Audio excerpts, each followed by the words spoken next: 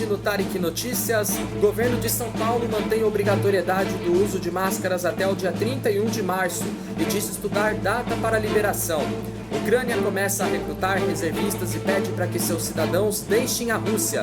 Ocupação irregular de áreas em Petrópolis mais do que dobrou em 35 anos.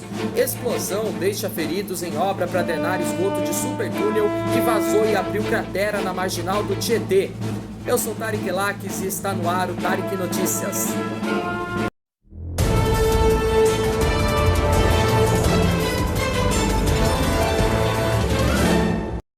O governo de São Paulo disse hoje que a obrigatoriedade do uso de máscaras em todos os ambientes segue mantida até o dia 31 de março no estado. A liberação é estudada, mas ainda não há uma data definida para alteração da medida. Apesar de os indicadores apontarem tendência de queda nos casos e mortes de Covid-19 decorrentes da transmissão da Omicron, é cedo para anunciar a flexibilização. Especialistas defendem o uso da máscara como uma das principais medidas, além da vacinação para conter o avanço da variante. Durante a coletiva de imprensa de hoje, a gestão estadual também recomendou que sejam evitadas aglomerações e orientou as prefeituras a acionar a polícia militar caso os blocos de carnaval façam cortejos nas ruas. As festas privadas, entretanto, podem ocorrer com até 70% da capacidade no estado. A Ucrânia começou hoje a recrutar reservistas com idades entre 18 e 60 anos, depois de um decreto do presidente ucraniano Volodymyr Zelensky, segundo informaram as Forças Armadas, que também relataram que um soldado foi morto depois de bombardeios de separatistas pró-Rússia no leste do país. O período de serviço dos reservistas é de 1 ano. Não há ainda informações sobre o número de pessoas que atendeu à convocação. Zelensky anunciou ontem o recrutamento especial de reservistas, mas descartou uma mobilização geral. O presidente ucraniano afirmou também que ainda está buscando saídas diplomáticas para a crise, porém disse que a Ucrânia não cederá nenhum território à Rússia. Dirigindo-se à nação, Zelensky também anunciou um programa de patriotismo econômico que inclui um incentivo à produção local e cortes de impostos sobre o valor agregado da gasolina. A Ucrânia tem quase 200 mil reservistas e 250 mil militares na ativa nas Forças Armadas. Hoje, o Ministério Ucraniano das Relações Exteriores pediu a seus cidadãos que deixem a Rússia rapidamente, porque uma possível invasão poderia reduzir a assistência consular. Quase 3 milhões de ucranianos vivem na Rússia, de acordo com cálculos das autoridades de Kiev. A Ucrânia acusou a Rússia de provocar violência, usando isso como pretexto para reconhecer formalmente o leste do país como independente e transferir tropas russas para a região, precipitando uma crise que o Ocidente teme que possa desencadear uma grande guerra.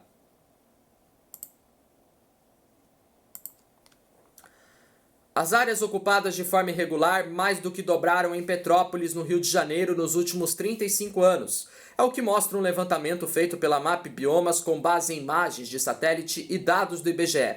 Entre 1985 e 2020, houve um crescimento de quase 109% no espaço ocupado na cidade pelos aglomerados subnormais, classificação do IBGE para áreas como favelas, invasões e loteamentos irregulares. Geralmente, esses locais estão em áreas precárias, sem infraestrutura básica, muitas vezes em regiões consideradas de risco de deslizamentos ou inundações. O IBGE mapeou 48 aglomerados subnormais em Petrópolis, entre eles o Morro da Oficina, um dos mais devastados pela tempestade que destruiu a cidade na última semana.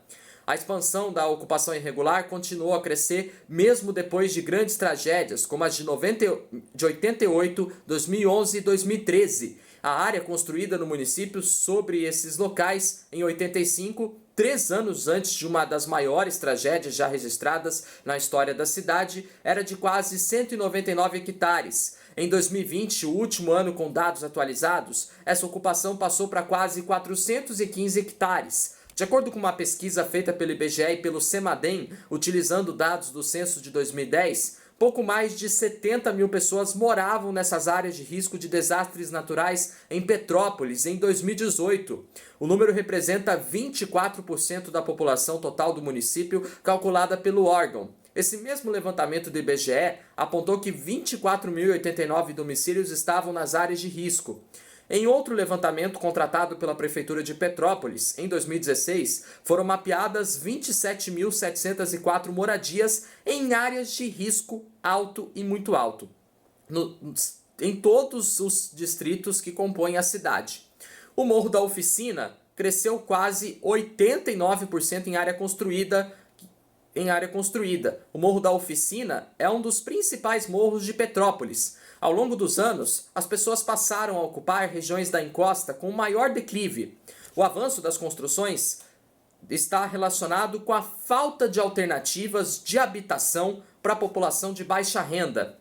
Essa sobrecarga sobre o solo pode aumentar as chances de deslizamentos de terra nos locais que já são suscetíveis a esse fenômeno. Para uma determinada região ser considerada área de risco, é preciso haver ocupação humana em um local onde há chances de ocorrer esses eventos naturais, como deslizamentos, inundações e enxurradas.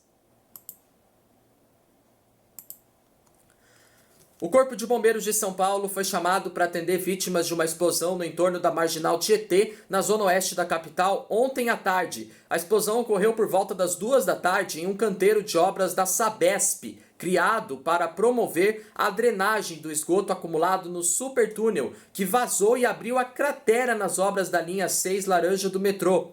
Segundo os bombeiros, 3 pessoas tiveram ferimentos leves e foram socorridas ao pronto-socorro da Beneficência Portuguesa. E uma vítima com mal súbito foi levada ao Hospital São Paulo. Em nota, a Sabesp disse que há apenas 3 vítimas, todas funcionárias que trabalhavam na obra.